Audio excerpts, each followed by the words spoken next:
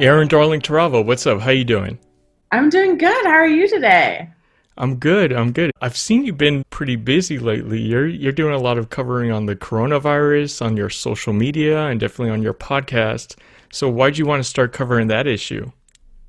Yeah, well, I definitely wanted to create content during this time because I know that, as a stand-up comedian, primarily a lot of the stuff that I was originally doing, to make fun, also to make fun, to not to make fun, to have fun, to make money, and also my social life all revolves around comedy. Mm-hmm. And so when that's kind of been taken from me with everything going on with coronavirus, I just decided to not let it stop me and to kind of continue creating content, trying to experiment with different platforms, trying to figure ways to, enhance like the social elements of life right now, even though a lot of us are in social isolation. So Yeah. it just kind of been a combination of that. Talking about what's going on is obviously something that I think is really important and something that's on the forefront of my mind. And that's just kind of where it all came together. I just started doing a lot of Instagram lives and interviewing people that wanted to talk about it, and also bringing on people like epidemiologists that have a little bit of background on what's going on so that I can bring a little bit of information to the table, even though I guess primarily I'm a comedy source. So, Yeah, yeah. yeah. So I've caught all your episodes, and yeah, I listened to all your episodes that you were covering the coronavirus, and you did add the epidemiologist, which I think she was your sister-in-law or something. Yeah, Yeah, my that was an brother married a interesting. doctor. Yeah. But yeah, yeah, I thought that was an interesting episode and definitely educational because, I mean, you try to ignore the news nowadays with so much stuff going on that you don't, it's kind of difficult to gather information nowadays. I know. And what's crazy even about that episode is that was recorded, I think, 2 weeks ago. And so much has changed even Mm, since when we recorded it. Like the information has altered, like what's been covered in the news has changed, like restrictions have also changed and become more strict. So it's a really interesting time with something that's so new that hmm. when you put information out and it's completely, I feel like the whole story, the whole narrative, even the media landscape has changed in Yeah. just a few couple of weeks. So are you still gonna do episodes on covering the coronavirus on your podcast? Definitely, because I think that right now that's just kind of where the collective headspace is at. So when I have people on the show, that's Hmm. kind of the first thing we end up talking about. Yeah. I mean, it affects everyone. Yeah. Well, I know you're in Los Angeles. How's the whole quarantine situation going on over there? Well, it's it's been interesting. I think we're about 3 weeks in now, and I'm really glad that it's happening. I'm glad that everyone's taking it seriously. But then, even last weekend, there were like these memes going on, like this viral moment of people at the farmers market just going crazy. And Oh I wow. guess like going crazy now just means being out in public.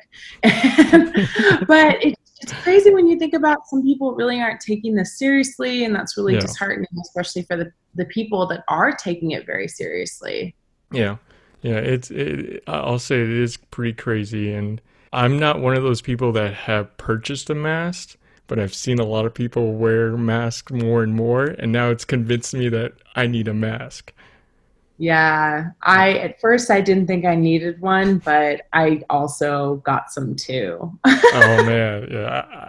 I'm on the verge of I guess making some for myself. I was gonna do like a MacGyver and just like put some stuff together or something. Well, people are actually making masks at home. Like they're actually sewing things based off of material that they have or using bandanas. So I'm sure if you wanted to, there is certainly something you could use in your own home to do Yeah. that. Yeah, I need to look around and see what I can put together or something.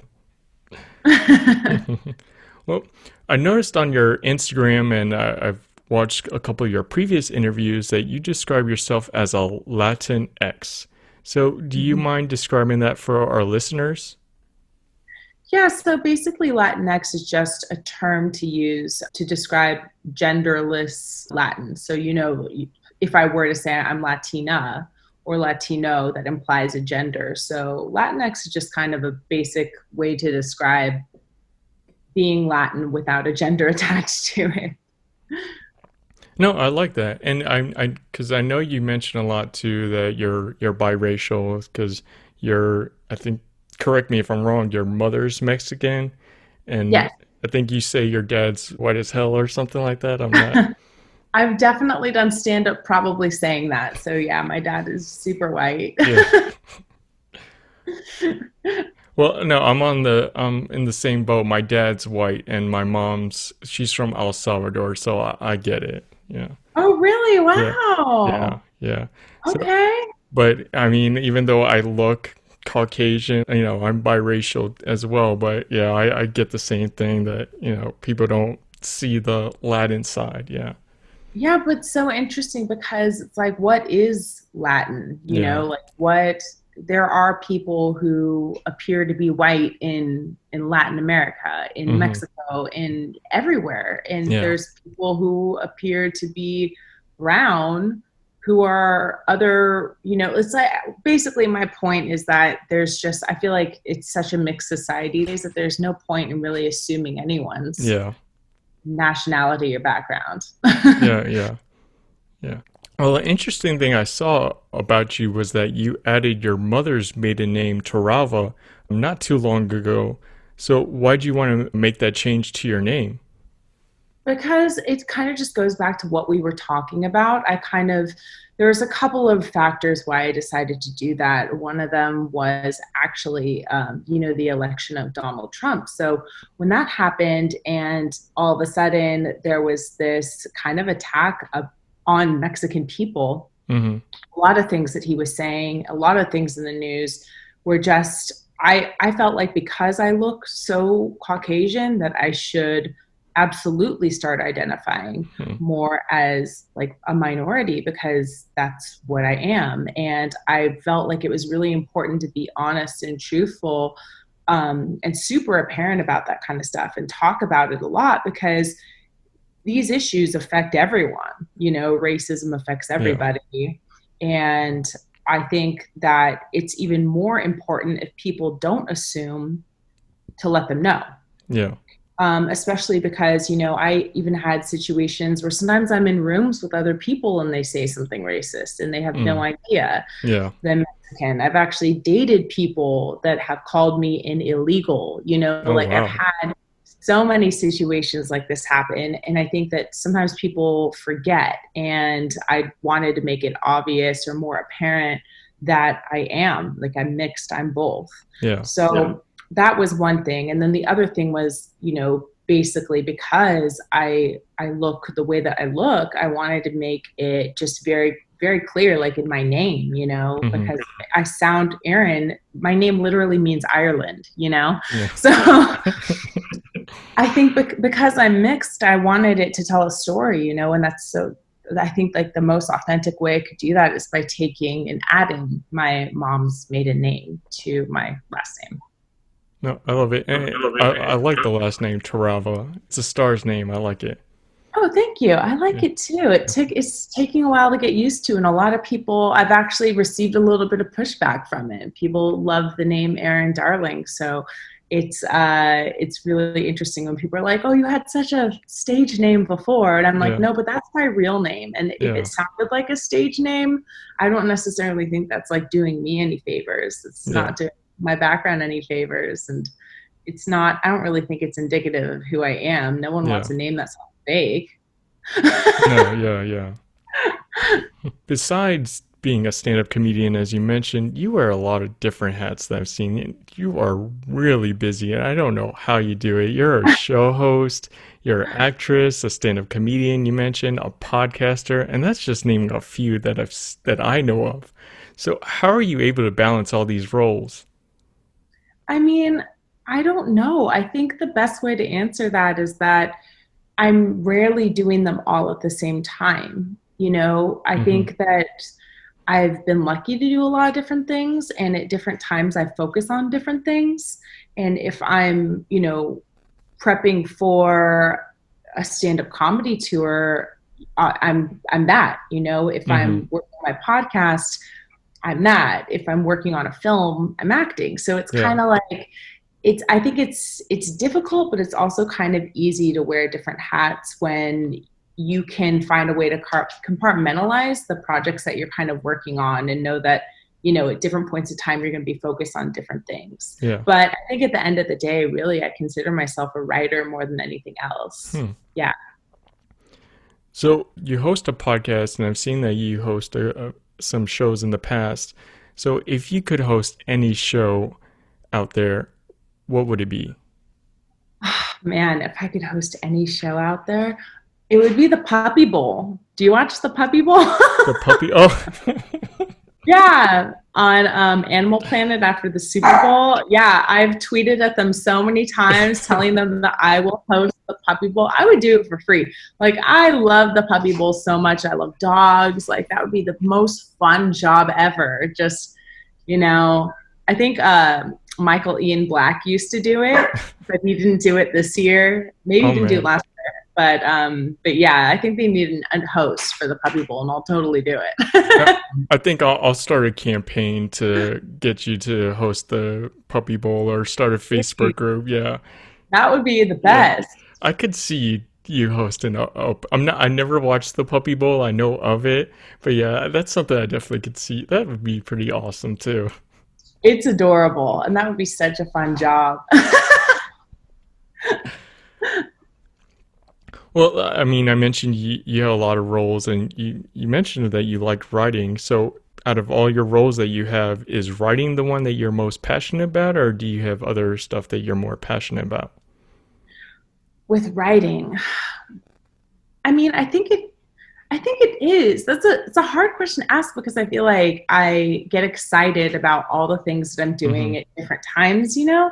But I think the thing about writing is that it's really just kind of been something that's carried me through a lot of different points in my career, you know? Like I went to journalism school, which was very heavy on writing. I had to learn how to write, you know, like a long form magazine article and newspaper type of things and online news. And then I started out as a reporter, and then I started out as a comic, and just kind of like through all of these iterations of different things that I've done, I feel like at the heart of it, writing has never gone away. So that's something that I've just always connected with. And it's also the thing where, you know, when I was a little kid, that's what I would do. I would play with a typewriter. Like Yeah. that was, Huh. yeah, I would write little plays and stuff for my cousins to act out. So, like when I think of what I always wanted to do, how I spent my time, and the thing that has just kind of like carried me throughout this weird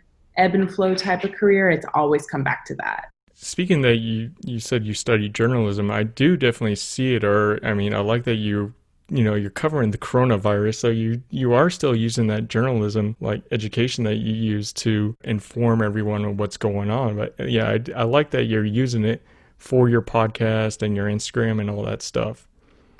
Yeah, I guess it is kind of, it comes through more than I thought.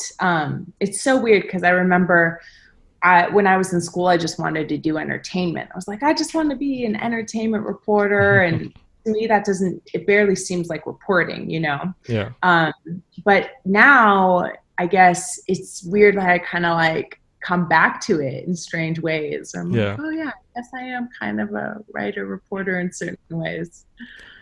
What made you want to change from journalism to comedy? Well, I wanted to go into comedy because I kind of got tired of entertainment reporting. I kind of felt like there's certain things that you learn as an entertainment reporter, and Mm-hmm. I'm not going to say that I was like an expert, but I do feel like I kind of like I learned where that career path was going. Yeah, And I'd done red carpets and I'd done junkets and I had, you know, done news shows and commentary shows. I'd done so many things in the entertainment reporting world that I felt like, oh, is this just going to be what it is? Is this, I guess, the yeah. only thing next be to get like a different type of job or, you know, try to transition more heavily into TV. But Hmm. that kind of felt like, well, if this is all this is going to be, I kind of want to do something more. I want more creative control. Yeah. I want to have creativity. I want to be able to do things without a publicist there, you know, Hmm. kind of controlling how the interview goes. So I think that's kind of one of the main reasons why I ended up shifting into comedy and screenwriting and stuff like that. Hmm. It's interesting. Well, I'm caught up on your podcast, Hot Pizza Ass. I noticed that in your trailer that you mentioned that the idea started with a photo. So, do you Yeah. want to share that story a bit?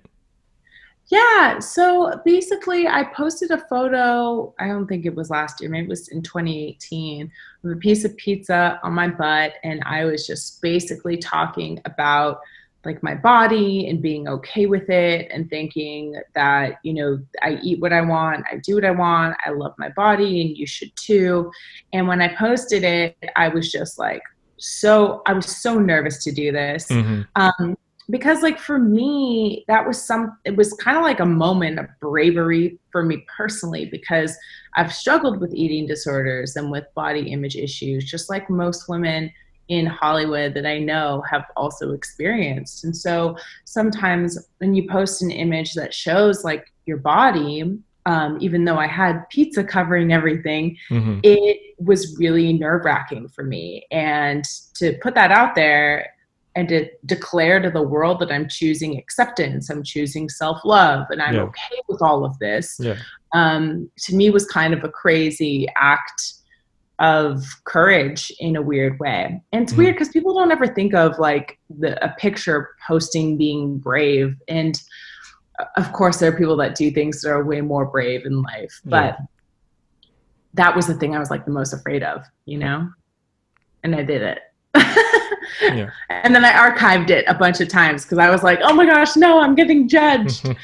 Um, but you know, sometimes the things that you're afraid of and the things that you're worried about other people judging you for are kind of the things that you need to lean into, things you need to do, you know? I mean, I've heard that you mentioned that you lost followers after it was posted. But I mean, Yeah. you've been doing this podcast about like self image and body positivity, and you involve pizza with it.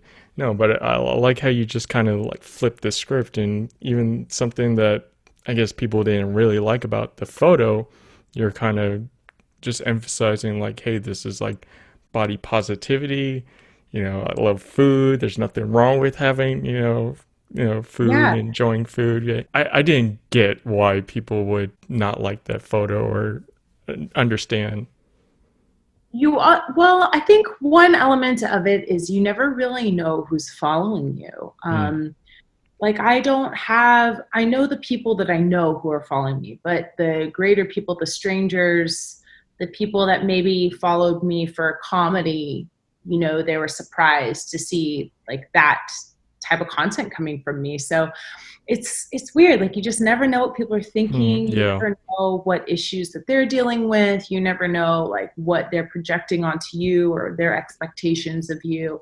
And honestly, none of that is my business. Like my business is to be me and to put the content out that I want. And if the Hmm. content I want to put out, you know, I think could have a positive impact on someone else, or maybe it can make someone feel better about them, or it can inspire them to love themselves more. Or if they identify with me in the like the challenges I've had Yeah. and they see that, to me it's worth that risk. Yeah. I noticed on the videos that you have or that's posted that you also eat pizza with your guests. I think some of them are like frozen pizza or I don't know if it's delivery. But so I noticed that and you mentioned it also that, you're really big on pizza. And who isn't? Pizza is like the perfect dish that I feel like brings families together and you can have like an easy party with pizza. So and I love the fact that you add, out of all food items, pizza into your podcast. So Yeah. I guess I can call you a pizza connoisseur or enthusiast. So I got me wondering, what's the best pizza you've ever had? Oh my gosh. I love all the stuff that you just said about pizza though. That's so true. The best pizza I've ever had, gosh. I think there's so many. I love pizza for so many different reasons. And one of the reasons I love pizza, you mentioned right now, it brings people together. Yeah. So some of my favorite pizzas are like the memory of what I was doing at the time. Like, okay, here's a good example. One of my favorite pizzas ever is from the Bay Area, this place called Bogey's, Hmm. and they're just like a local pizza joint. And I love that place because they were a sponsor of my little league team. So I was Oh. the only girl on a little league team. Oh. And after the games, we would go to Bogey's, and they made this really amazing pesto pizza Hmm. with cheese. It was just so good. And like as a kid, I wasn't eating pesto, so Yeah, yeah. that was like my first experience with pesto pizza. And I just remember like loving it and being introduced to it there. So it's like memories like that. Sometimes I'm just like, yeah, that was a really good pizza. I don't know if that was my favorite pizza ever, but I think that's the thing about it. Is it's just I feel like it's more about the people, it's about the Oh, yeah. experience.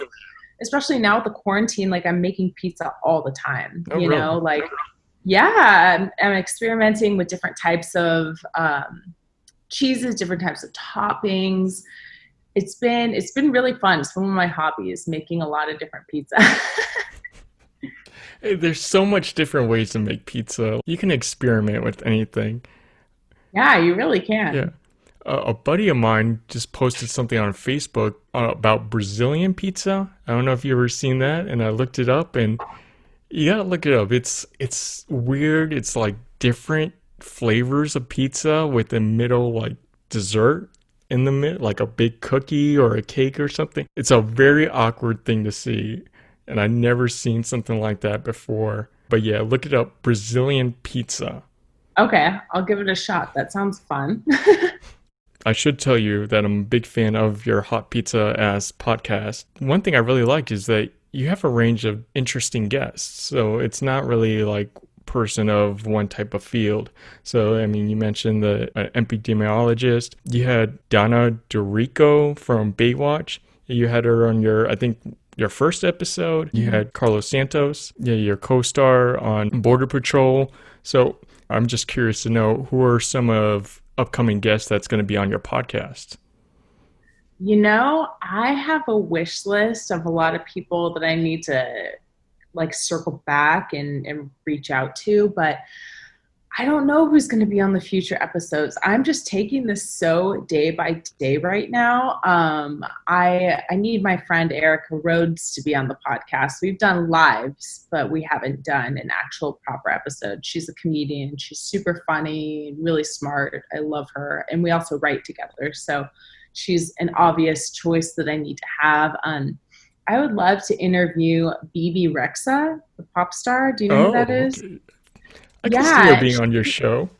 I really love her, and she has been outspoken about designers not letting her wear rent dresses to industry events because Hmm. of her size, even though she's small. She's like a normal person. Yeah, yeah. So that's something I can definitely relate to, and I think that she would be an amazing person to be on the podcast and talk about issues like that with. I think honestly, like anyone that has struggled with similar things, I think would be an incredible guest. And then that's the thing is also with men, like a lot of men actually offer to be on the show. They are always like, "Oh my gosh, can I do the podcast?" And I'm Hmm. always surprised that they want to get vulnerable. So that's the other thing that I'm loving and that I would love to find more of, like male guests that want to be vulnerable and be honest about their experiences and come to the table with conversations about vulnerability and their struggles and things like that. Yeah, and that's one thing that I do find interesting is, you mentioned about vulnerability and like just people being self-conscious. And I mean, I think you mentioned some things about dating, and I've learned a couple of things from watching your podcast that's really encouraged Really? me to definitely, keep on, at least for to understand a female's perspective on things. But yeah, I've learned things from, just listening to your podcast about stuff like that. That's awesome. Thank you. Well, I'm glad that you had that experience, because that's kind of like the best compliment I think I could get as someone that's curating this type of content. Is I just hope that people resonate with it, and I hope that they're able to apply certain things to their own life. Sometimes when you're making stuff like this, or really when you're making anything at all, it can Hmm. often feel like you're in a bubble. Like, am I just doing this for me? Yeah. Like, are people liking it? How do they feel about it? And I think that's the most difficult thing about being a content creator, as I'm sure you've experienced before, even doing with your own show. Hmm. Yeah, it's difficult to know if people like it, if they get it, Yeah. if it helps at all. You're right about just being in a bubble. I know people are watching and hearing this, but do they like it or not? Yeah. Yeah. So you mentioned, or we discussed about, some things that you were talking about is body positivity and self care on the show. And you really get into details about these. And I mean, it's not just one episode, but multiple episodes that you talk about this stuff. So I have to ask, is there advice you could leave our listeners about these topics? Yeah, I mean, I think that just something that's really important to always know about yourself and always appreciate about yourself is that you are the only you, and that your worth is more than your body and more than your appearance, and what you bring to the table should be determined by you, and not, it's always going to be influenced by other people, but you know what I Yeah. mean. It should be what you want. Like, when you leave a room, when you leave a party, like, leave some of yourself there. Like, don't live your life for other people. Don't fall into society's traps of what you should be doing, what you should look like, what you should Yeah. feel like. I feel like everyone should just love themselves, be them, and just know that you are the only you, and you are a gift to the world around you. And that can often sound so trite because everyone says it, but I cannot emphasize enough that's like the key, I think, to having a career or Yeah. being a personality, or even on social media, like resonating with people. It's you being you, because people see through the other stuff, Yeah. and it's not as fun for you personally to live your life like that. No, I love it. And I think it was mentioned on one of the episodes too. And I kind of agree with it. It's really about confidence, and like you're confident of how you look, and if you just feel like you're beautiful, like inside and outside, you shouldn't care what anybody out there thinks of you or critiques of you or edits you on anything. I mean, it's really in your head first, and then everything will show outside. At least that's what I gather. Yeah, I think that's very true, and I think that's also another important thing to remember. It's so hard, though. I know that this, especially social media, this whole comparison society that we live in, it's so easy to look at other people and just, I even do it. I get caught up in that. Like, why am I not this? Or Yeah. I don't look, or I don't feel like that. But it's all basically an illusion. Yeah. Like, those aren't those people's lives either, really. Yeah. So, Not everyone's perfect. Even if you see people on the movies, magazines and all that stuff, yeah, they're just human beings. They have flaws like everyone else. yeah, certainly. Well, besides the podcast, are you working on any other projects coming up right now? No, I don't think I'm working on anything at all. I don't think anyone is. I think we're all just taking a break right now, to Yeah, be honest with you. Like, I would love to get some new, fun, exciting stuff going, but I'm not going to be filming anything anytime soon. And with everything happening with coronavirus, and yeah, my project right now, I guess, is my health and my sanity. yeah. Yeah, That comes first. Yeah. yeah. Well, Erin, we're at a segment in this podcast that I call Life Lessons. So, this question is share us a life lesson that you learned either through a good or a bad experience in your past, and tell us the story behind that lesson. Wow, a lesson I learned, good or bad experience. Huh. Okay, well, I think that this is a good lesson that everyone can learn from currently. I think just going through this coronavirus situation, it's been a challenge because our whole worlds have been, reduced to our living rooms and our Yeah. bedrooms and our, our family members or roommates. And so I think when we're forced to kind of like downsize our lives in that sense, it's a good time to really get internal, to kind of reflect, to make sure that you're on the right path in life. Because when we have this opportunity for the whole world to be on pause, I think it's a good time to really just kind of reassess everything. And that's kind of what I'm doing. That's the lesson I'm learning in this, because I think it's honestly like just time for the world to heal. Yeah.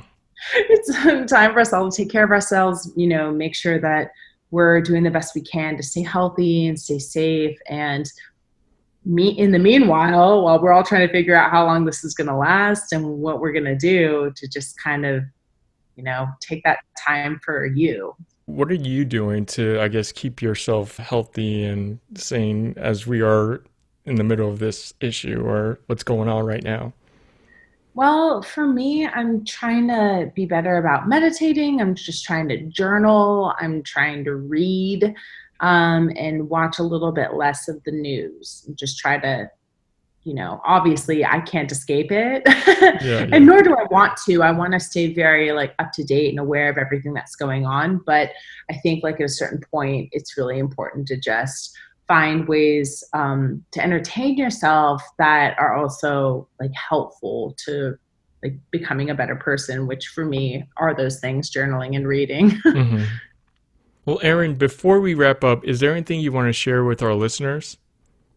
Uh, I mean, I think they've learned a lot about me already. I mean, I would just say check out my podcast if this is of interest to you, and be true to yourself. Embrace your heritage. Tell the story of who you are. That's what I'm trying to do in my life right now, Yeah. as I'm learning, life is a learning process. So that's what I would like to say. And thank you so much for having me on your show. I really appreciate it. And the pleasure's all mine, but I'll make sure to put all the information on to your podcast and your socials. I'll put that in the episode notes and the links so people can just click on there and just go straight to it. But yeah, for our listeners, definitely subscribe to the Hot Pizza Ass podcast. Erin covers a lot of topics over on the podcast, so you'll definitely learn a lot of things like I have. But Erin Darling Torralva, thank you so much for joining us on this podcast. I know you're really busy on your own stuff. So again, I appreciate you spending some time with me to share some information for our listeners. But from the bottom of my heart, thank you so much for joining us on Irie Chat, and best of luck on everything.